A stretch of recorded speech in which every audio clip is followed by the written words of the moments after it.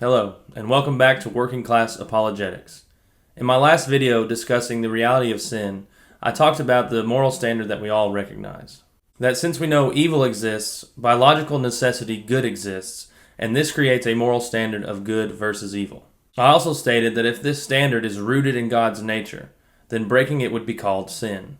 If you're interested in hearing more of my thoughts on that topic, go ahead and check out that other video.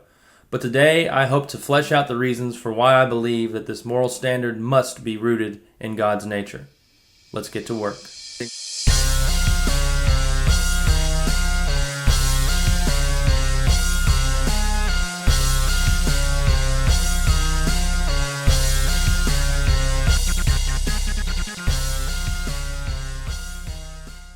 Now, I'm going to go ahead and try to get this out of the way before any of the trolls hit the comment section. This video is titled More on Morality, but it really should be called Moron Morality, right? Alright, now that that's out of the way, let's do this. Now there's a belief out there called moral relativism, which says that there is no objective morality, that any moral standard is just subjective or relative to the individual. But if this moral standard is subjective to an individual, it would essentially be meaningless. No one would have an objective reason to say that the Holocaust is evil, or that slavery is evil. It would all just be a matter of opinion, not fact. And forcing this standard to conform to our opinions only allows evil. Putting ourselves as the authority means that our opinions have priority, and eventually people are going to be taken advantage of, if not worse.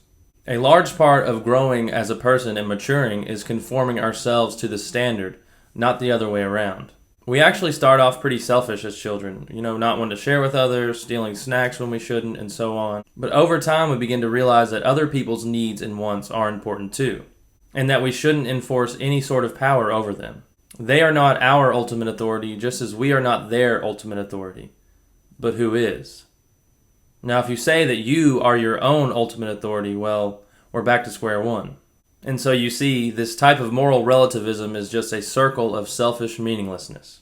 A naturalist might agree and say that there is some sort of moral standard, but it's only the result of our chemical reactions to outside forces. But the same problems arise. If this standard is subject to our chemical reactions, and our chemical reactions are subject to outside material forces, then the whole standard is ultimately subject to material forces. And if everything is composed of just random bits of matter, then it all crumbles into this relativistic meaninglessness once again. Now, I don't know many people who would really deny the fact that evil does exist. And I think it takes an insane amount of privilege and of arrogance and willful ignorance to even entertain that idea. So at the end of the day, the fact remains, if evil exists, then good exists, and therefore a moral standard exists. And while we, as imperfect human beings, don't all agree on the specifics of it, its very existence points to an absolute objective standard beyond you or I. And all of this implies a few very key things that we must consider. First, that this standard transcends time. Moral systems have been recognized all throughout human history. Recognized, but not always followed. Many people take great pride in the moral progress of the human race.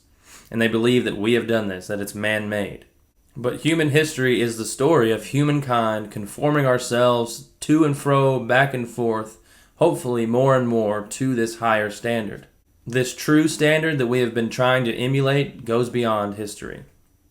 Secondly, the standard transcends space or physical location. People groups on every spot of the map have formed some type of moral system. Fights over moral issues, wars, and revolutions have been waged in all sorts of locations and cultural contexts. This true standard we have been trying to emulate goes beyond geographical location.